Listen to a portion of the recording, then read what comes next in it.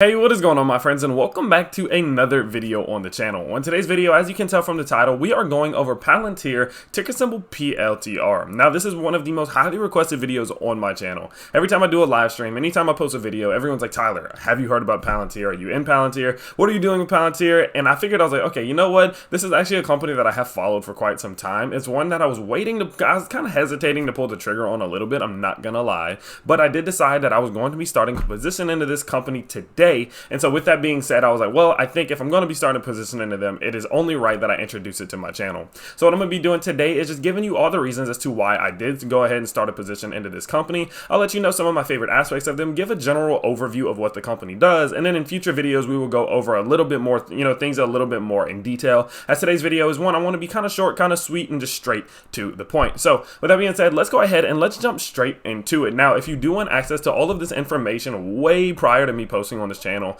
definitely go ahead and check out the Patreon and the link in the description below. As you can see here, I do post all of these different notes. I post daily newsletters, I give them early access links, I alert them when I make trades, they get access to my trade portfolio. I mean, they get access to literally everything I do as an investor and as a YouTuber, so definitely go check that out if you are interested. Also, if you are looking to expand out into a new brokerage or start your own investment journey, I highly recommend using the referral link down in the description below. Whenever you do go ahead down there, it'll bring you over to Webull. Whenever you deposit $100 into your account, you will get 2 free stocks valued all the way up to $1,850. So with that being said, let's go ahead and let's jump into Palantir and let's see what PLTR is all about. So Palantir is going to be a company that operates within 2 divisions. Now they have Palantir Foundry and Palantir Gotham.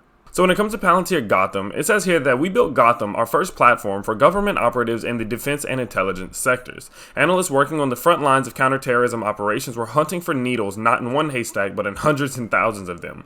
Gotham enables them to find what they are looking for. The platform enables users to identify patterns hidden deep within data sets, ranging from signals intelligence sources to reports from confidential informants. It also facilitates the handoff between analysis and operational users, helping operators plan and execute real-world responses to threats that have been identified within the platform. Gotham is now used broadly across the government functions. We can also offer Gotham to our commercial customers, including to those in the financial services industry in connection with fraud investigations. So this is kind of like the cool brother of the group. Foundry is a little bit more boring, I'm not gonna lie, and this is the one that I'm just like, man, this is like very sci-fi like, and so I'm very big fan of Gotham, and they actually have done some great numbers with Gotham as well, which we will go over in a minute.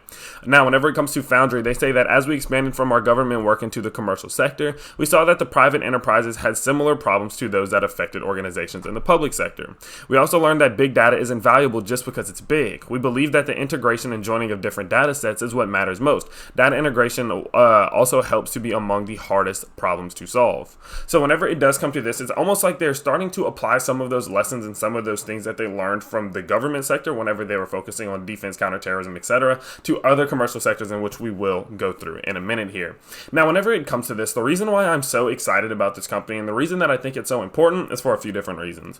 The very first one is going to be, we have to consider the state of the world that we're in right now and where it's going in the future to get an understanding of the potential of this company.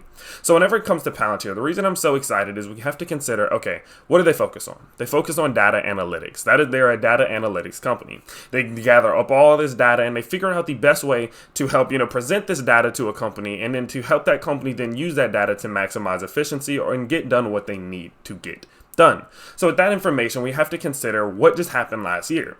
Well, last year we saw one big moment where basically everything is online, right? Government agencies were moving online. We saw some of the biggest companies in the world like Apple, Microsoft, all of them shut down their buildings and they were working strictly from online. We saw many companies start operating online. We saw places like Walmart, Target, etc. increase their e-commerce, and that overall business, the e-commerce business, grew rapidly last year.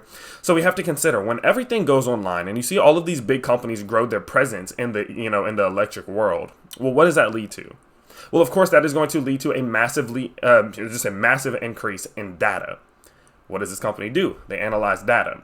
So that being said, we have been seeing that a lot of these big companies, from every single industry, have been increasing their spending on data analytics dramatically. And let's go ahead and let's take a look at some of the numbers because they really might surprise you. So as we can see here, it says that the companies related to banking, which is something that they focus on, as we did just mention with Foundry, discrete manufacturing, process manufacturing, professional services, and federal government, like we just mentioned as well, are spending about $128 billion on big data and analytics, according to an international National Data Corporation. The companies could spend up to $260 billion on big data and analytics in 2022. So that represents growth of over 100% in the span of only 2 years. I mean, that compound annual growth is absolutely insane. So we have to consider, with everything going on at the moment, that a lot of these companies, corporations, and agencies are going to be focusing on data analytics, as that will allow them to maximize the efficiency of their newfound online presence. And that's why I'm so excited about them. I think that going forward, they are going to be one of those companies who can allow themselves to really facilitate a strong presence within many different industries, because so many industries are going to be looking for the solutions in which they offer. So that's number one, and that's why I'm very, very excited about Palantir, and that's one of the reasons as why I'll be starting a big position into this company. So whenever it comes to this company, why do I believe that they have such a strong competitive advantage over some of their competitors? Well, first of all, they don't really have that many competitors. There's not really that many big companies within this industry at the moment. But one thing that I do want to consider is the fact that there is such a strong barrier to entry within this field.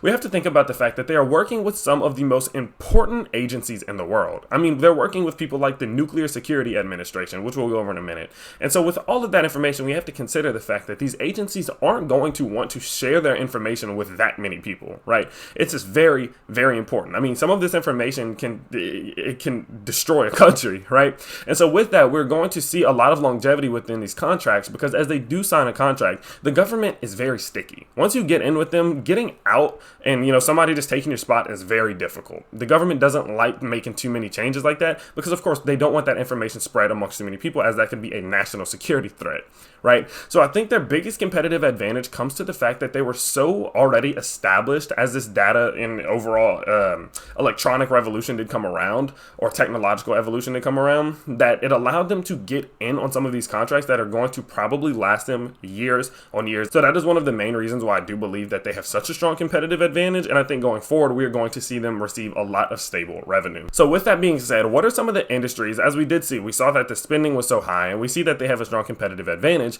but what are some of the fields in which they are operating in, and what are the numbers looking like whenever it does come to these fields? So as we can see here from their 10K, it says that our software is used by customers across 40 industries and in more than 150 countries. Our government work is central to defense and intelligence operations in the US and its allies abroad. On the commercial front, we work with some of the world's most durable and important companies across industries including consumer, energy, financial services, healthcare, industrials, telecommunications, and transportation sectors. We generated $1.1 billion in revenue in 2020, reflecting an increase of 47% from our revenue in 2019, which was $742 million. The scale of our partnerships with customers in revenue terms has also grown over time. In 2020, our average revenue per customer was $7.9 million, and the average revenue for our top 20 customers by revenue generated in 2020 was $33.2 million. Now, this is up from 2019, when our average revenue per customer was only $5.6 million, and the average revenue from our top 20 customers by revenue generated in 2019 was $24 million. So we can see some very, very strong growth there, and I think that's going to play an important factor in going forward, as I think it'll provide them with a lot more stable revenue, as I did say, because of course the average revenue they're receiving per customer is increasing, which will obviously generate a lot more revenue. So how does that break down between government and commercial? As we did see, they work with some people in the defense, and then they work with other people like financials, energy, etc. So how does all the numbers break down, and how is their revenue divided?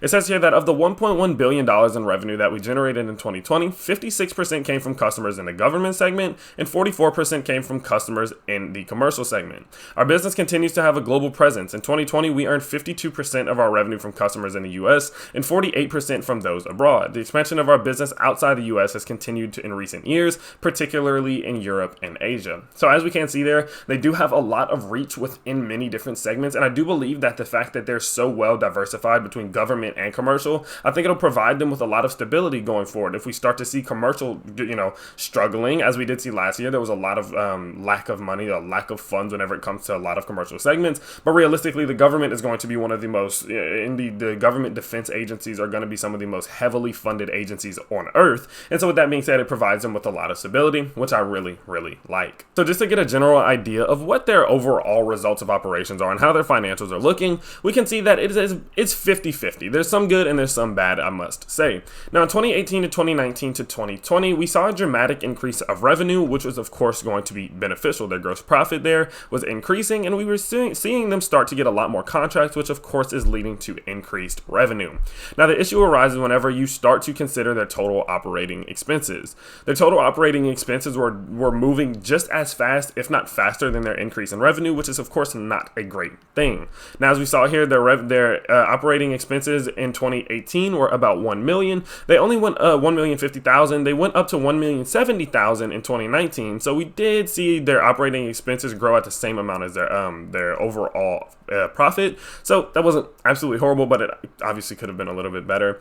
But then we saw in 2020 that their operating expenses went up dramatically, almost doubling. Now, we have to consider the fact that 2020 was a hard year for many people. Operating expenses for many companies did increase dramatically for the majority of companies out there, as many people did have to figure out a new way in which to operate their businesses. Of course, they weren't reaching that peak efficiency that they had started to master in previous years. So I'm not going to judge them too much off of that, but of course, going into the future, I think as they do get a lot more government contracts, such as the one that we saw the other day, which was about $90 million, that'll provide them with a lot more cash. It'll provide them with a lot more revenue. And with that, I think they'll start to really master this efficiency, and they'll start to figure out ways in which to decrease some of these margins, figure out how to close that gap, and then eventually see profitability. So I'm not too worried about their financials just at the moment, but I think going forward is going to be very important that as all these companies are spending a lot more money on big data and analytics, that they're capable of figuring out ways to close this gap in order to maximize their financials, which will of course better their fundamentals and make them an even more appealing investment. So just a brief overview of some of the news that we got recently. I'm going to be doing a separate video that breaks down all of this news because I know this video is probably already at like 14 minutes, so I don't want to make this one too long.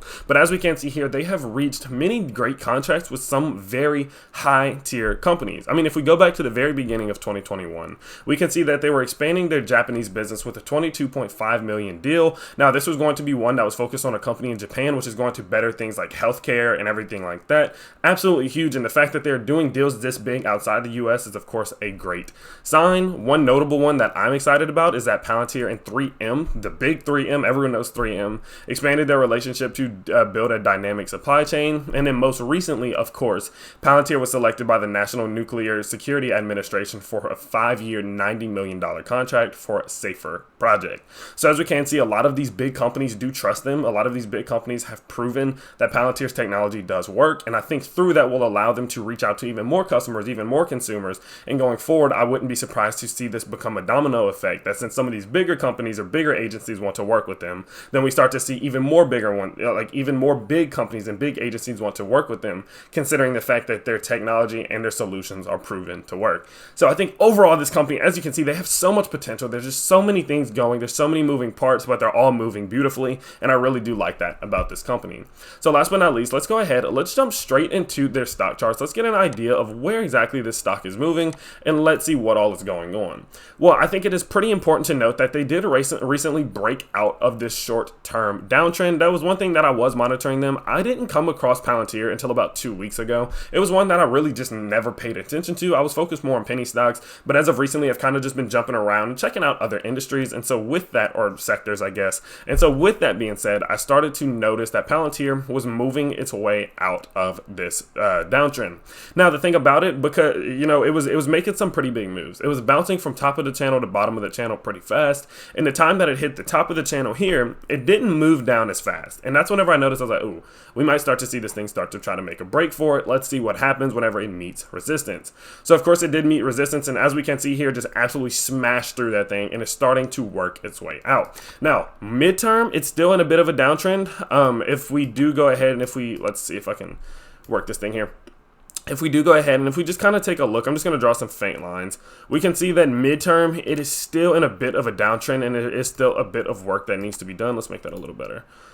There we go. Perfect. Okay, so as we can see here, it is still in a bit of a downtrend there. So I would like to see it start to retest maybe those $25 to $26 levels. I think that $26 level right there is going to be very important, and I think if we are capable of retesting that and breaking through it, we could see some big movements, but I think that is going to require a lot of volatility. I think it's going to take a while. I wouldn't expect that within any time soon at the moment, but I do think that this one still has a lot of potential to see some upward momentum. I know they are introducing some new technology next Wednesday, and so with that being said, I wouldn't be surprised and maybe see this thing even start to retest some of those limits. If that does go well, it'll definitely be something to watch out for. But with that being said, that is about it it for today's video. I tried to make this one short, sweet, and simple, but there's just so much going on with this company. Going forward, I will be bringing you some more videos about some of the news that we did receive, what I think about a recent investment. We have a whole bunch of different acquisitions and subsidiaries to talk about, and so we'll get to all of that very soon. I hope you guys did enjoy today's video. If you did, you can let me know by smashing that like button and subscribing to the channel if you are new. With that being said, I do post on this channel 2 to 3 times every single day, and I can't wait to see you all next time. Peace.